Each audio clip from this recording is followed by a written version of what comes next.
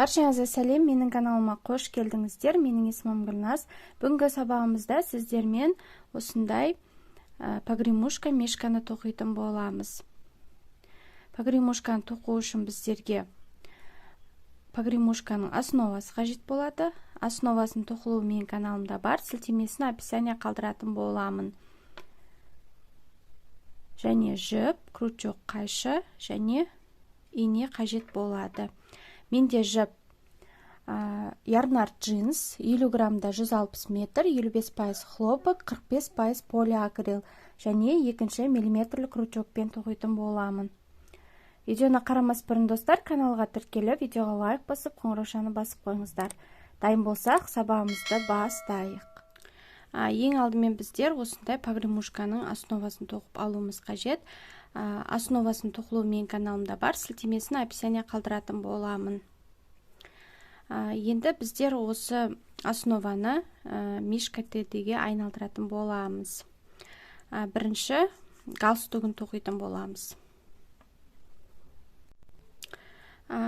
Мишка тедедің галстугын тоқу үшін бірінші дөңгелекше жасап аламыз.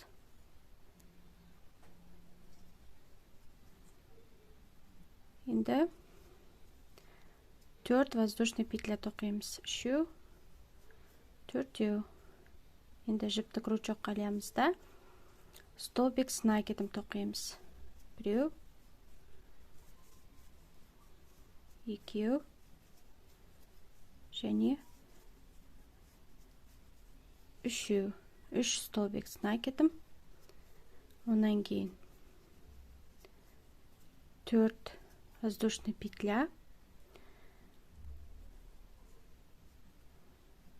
дөңгелекшенің ортасына өткізіп, соединитель петля тоқимыз. Енді қайтадан 4 воздушный петля тоқимыз. 1, 2, 3, 2, 4. Енді 3 столбик с накидом тоқимыз. 1, 2, 3 столбик с накидом, 4 воздушный петля, 2, 3, 4. Енді соединитель петля. 2. Енді жібімізді қиып тастаймыз.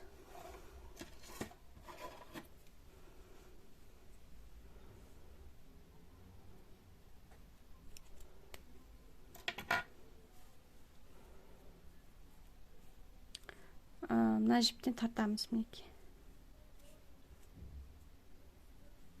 Осындай бізде галстук пайда болады.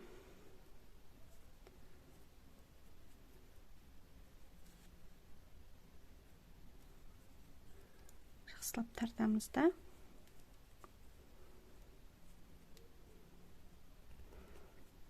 Екі ортадан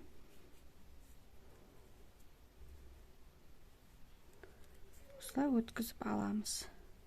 Біздің бабочка галстугымыз дайын.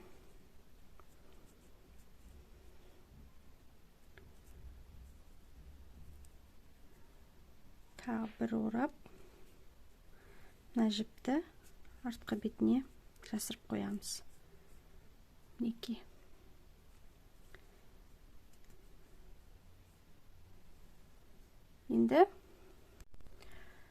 Енді ушкасын тоқитын боламыз осындай. Ол үшін ақ жіпті аламыз.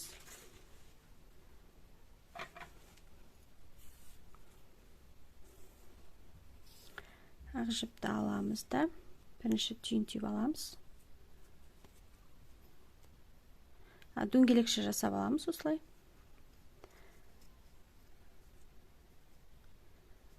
Төрт воздушный петля тоқимыз. 3, 4. Енді осы жерге столбик с накидом тоқимыз. 1, 2, 3.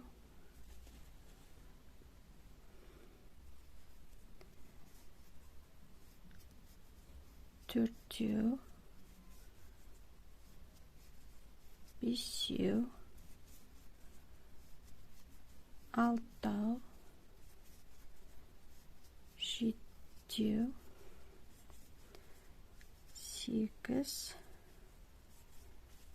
9, 2. Мына 4 воздушный петляны қосқан кезде 10 столбик болады. Енді мына жіптен тартамыз да. 2. Мына жіпті кішкене ғана ұзынырақ етіп аламыз.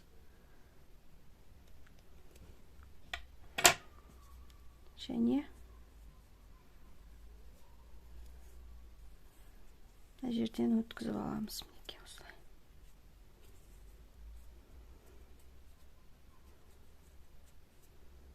Мінекей. Біздің екі құлағымыз және бантигіміз. Енді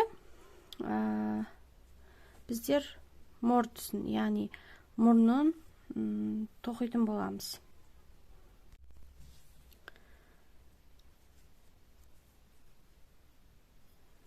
Бірінші 5 воздушный петля тоқимыз.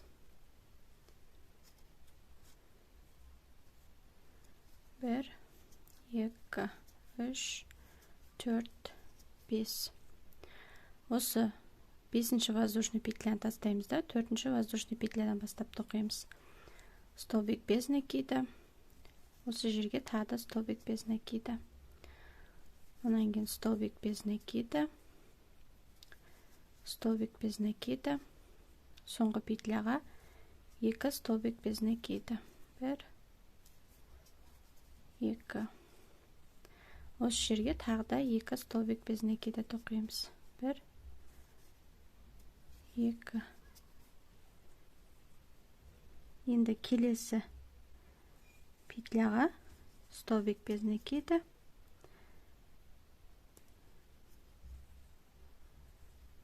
2. Столбик без накида тоқимыз да. Келесі петляға 2 столбик без накида тоқимыз, яғни прибавка жасаймыз. Яғни бізде бірінші қатар аяқталды, енді екінші қатар тоқимыз. Екінші қатарда бірінші петляға столбик без накида біреу тоқимыз. Екінші петляға прибавка жасаймыз, яғни 2 столбик без накида тоқимыз. Онан кейін столбик без накида біреу, столбик без накида біреу.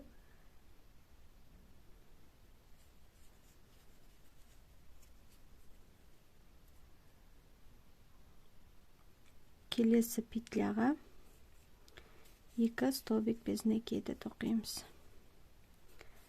Онан кейін петляға столбик без накида біреу, столбик без накида біреу. Келесі петляға прибавка.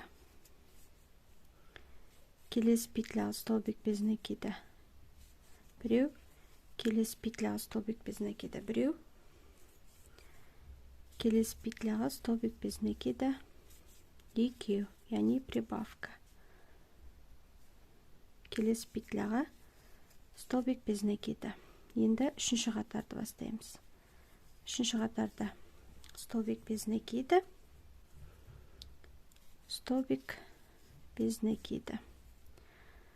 Онан кейін петляға 2 столбик без накида тоқимыз, яғни прибавка жасаймыз. Келесі петляға столбик без накида біреу, келесі петляға столбик без накида біреу, келесі петляға 2 столбик без накида. Онан кейін петляның 2, 3,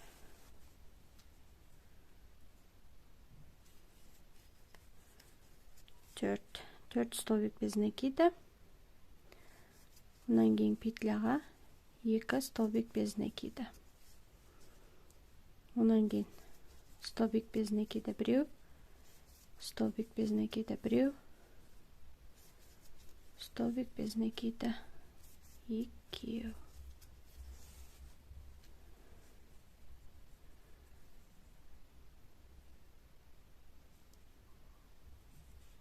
келесі петля столбик без накида,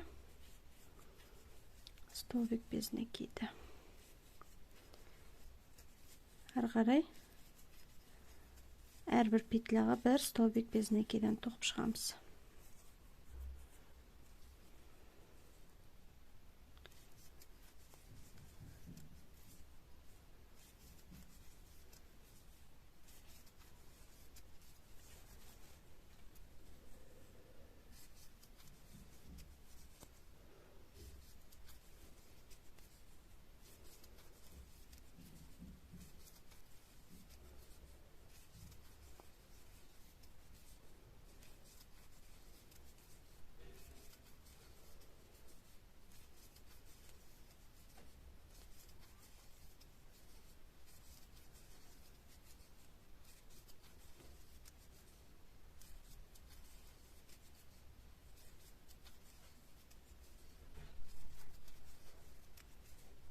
Мінекей, бізде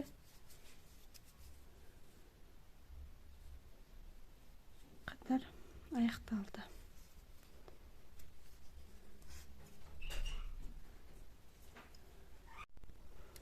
Жібімізді кішкене ұзынырақ етіп қиып аламыз.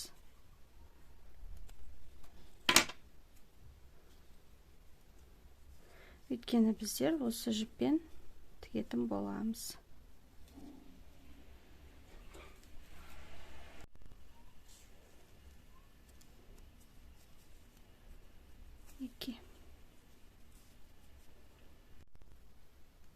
Енді біздер мұрнын тоқитын боламыз.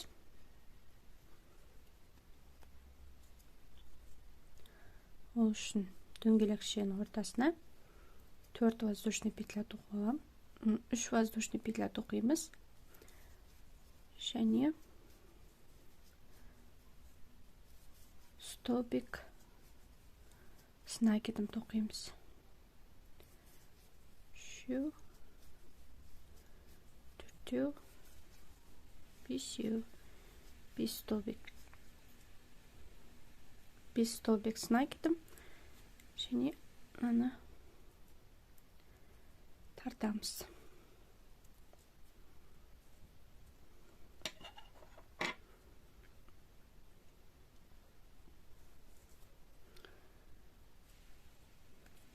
Жіпті қиып тастаймыз.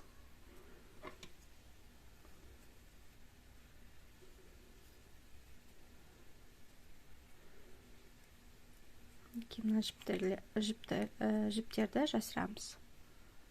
Енді осы детальдің барлығын біздер мына жерге жинайтын боламыз. Яғни бірінші мына жерге мойнына галстугымызды тігеміз. Онан кейін құлақты тігеміз. Қалай тігілу керектігін көрсетудің қажет жоқ деп ойлаймын. Тек мына жерге белгілеп аламыз да тігіп шығамыз. Мына жерге инені өткізіп, осылай тігеміз екі құлағын, және мына жерге мұрнын тігеміз. Мұрнын тіккен кезде, осы деталь тіккен кезде ортасына кішкене холофайбер салып жіберіңіздер, чтоб кішкене дүңкиіп тұру үшін. Осылай тігеміз да.